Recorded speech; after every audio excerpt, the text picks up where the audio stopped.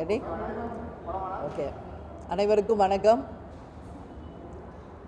பத்திரிகையாளர்கள் எங்களை விட மிக மிக ஆர்வமாக ஈகராக இருக்கீங்க. இன்றைக்கி உங்களுக்கான கேள்வி 2 இருக்கும். அந்த 2 கேள்வியும் என்னன்றது எனக்கு தெரியும். அதுக்கான பதிலை உங்களுக்கு நான் சொல்கிறேன்.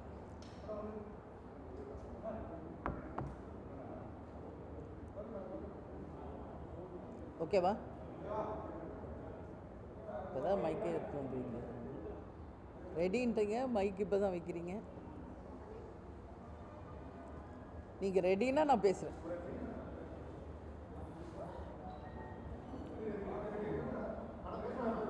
ஓகே. அனைவருக்கும் வணக்கங்க. தேசிய முற்போக்கு திராவிட கழகத்தை விட பத்திரிகையாளர்கள் நீங்கள் ரொம்ப ஈகராக இருக்கீங்க. இன்றைக்கி என்ன உங்களுடைய கேள்விக்கு என்ன பதில் அப்படின்றது. முதலில் இன்றைக்கு திமுக செயற்குழு பொதுக்குழுவில் எங்களுடைய தெய்வம் கேப்டன் அவர்களுக்கு இரங்கல் தீர்மானம் நிறைவேற்றியிருக்காங்க. அதற்கு முதலமைச்சர் அண்ணன் ஸ்டாலின் அவர்களுக்கும் திமுகவிற்கும் தேசிய முற்போக்கு திராவிட கழகத்தின் சார்பாக எங்களுடைய நன்றிகளை தெரிவித்துக் கொள்கிறோம். கேப்டன் மறைந்து சற்றேறக்குரிய 1.5 வருஷம் ஆயிடுச்சு. கேப்டன் மறைந்தபோது முதலமைச்சரும் அண்ணன் ஸ்டாலின் அவர்கள், அமைச்சர்கள் அனைவரும் இங்கேயே இருந்து கேப்டனுக்கு இறுதி மரியாதை செலுத்தி, அரச மரியாதை செலுத்தி எங்களுடன் இருந்து எங்கள் துயரிலே பங்கேற்றார்கள். அந்த நாட்களை என்றைக்கும் நாங்கள் மறக்க மாட்டோம். அந்த வகையில் இன்றைக்கு கேப்டனுக்கு அவங்கள் இரங்கல் தீர்மானம் நிறைவேற்றியதை தேசிய முற்போக்கு திராவிட கழகத்தின் சார்பாக எங்களுடைய நன்றிகளை அவர்களுக்கு தெரிவித்துக் கொள்கிறோம். அதே போல் இன்றைக்கி ராஜ்யசபா சீட் 2026 தேசிய முற்போக்கு திராவிட கழகத்துக்கு தரப்படும் என்று அதிமுக தரப்பில் அறிவிப்பு வந்திருக்கிறது. உங்கள் எல்லாருக்கும் ஒரு விஷயத்தை நான் சொல்லணும்னு நினைக்கிறேன். 2024 பாராளுமன்ற தேர்தலின் போதே 5 எம்பிக்களும் ஒரு பாராளுமன்ற தேர்தலின் போதே ஒரு ராஜ்யசபாவும் உறுதி செய்யப்பட்டு ஒன்று தான். இதில் எந்த மாற்று கருத்துமே கிடையாது. அண்ணன் எடப்பாடியார் அவர்களும் மூத்த அமைச்சர்களும் எல்லோருமே இருந்து 5 எம்பியுடன் ஒரு ராஜ்யசபா சீட்டை உறுதி செய்து வாய் வழியாக மட்டுமில்லை எழுத்துப்பூர்வமாகவும் தந்தது உண்மைதான்.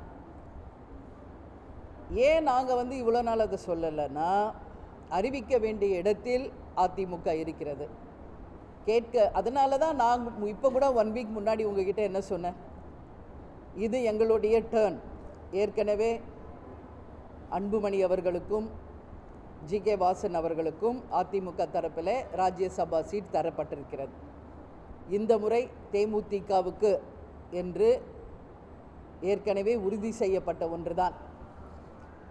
அண்ணன் எடப்பாடியார் அவர்களும் அமைச்சர்களும் அன்றைக்கே அதை ஒத்துக்கொண்டு கடிதம் வாயிலாகவே கையெழுத்து போட்டு தான் கொடுத்தாங்க. அதைத்தான் நாங்கள் அறிவிக்க வேண்டியது அவர்கள் கடமை அப்படின்றதில் நான் உறுதியாக இருந்தேன். அதை தான் இன்றைக்கி அவங்க கடமையை அவர்கள் ஆற்றியிருக்கிறார்கள்.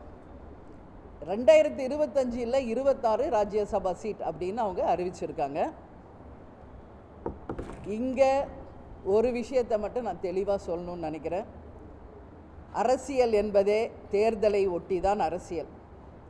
எனவே 2026 தேர்தலை ஒட்டி தான் ராஜ்யசபா சீட்டும் அறிவிக்கப்பட்டிருக்கிறது. அரசியல் என்பதே தேர்தலுக்கானது தான். எனவே அவர்களுடைய கடமையை அதிமுக அவர்கள் ஆற்றியிருக்கிறார்கள்.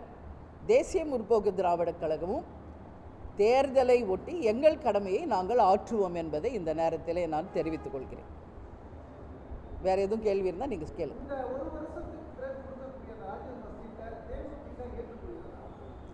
அவங்க அறிவிச்சிருக்காங்க இன்றைக்கி. இது நாங்கள் அன்றைக்கி 2024 பாராளுமன்ற தேர்தலின் போதே அனைத்து பேருமே பேசின விஷயம் இதுதான். எழுதி தரப்பட்டதும் உண்மைதான்.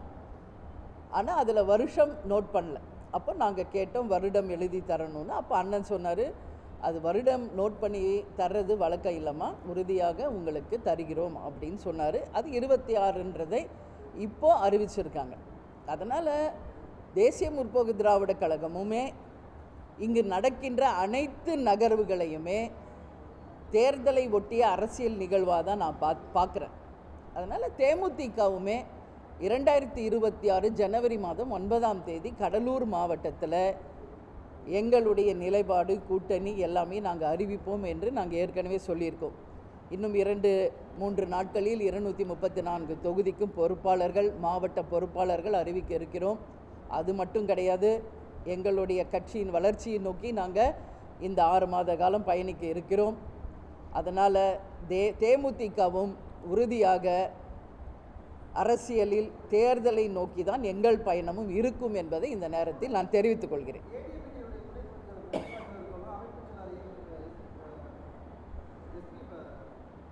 வேலுமணி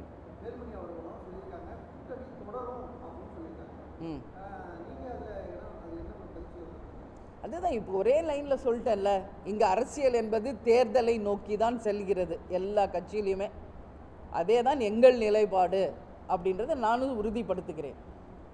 அரசியல் என்பதே தேர்தலை ஒட்டி தான் இங்கே நடக்குது. அதனால் எங்கள் நிலைப்பாடும் அதுவாக தான் இருக்கும் என்பதை தெரிவித்துக் கொள்கிறேன்.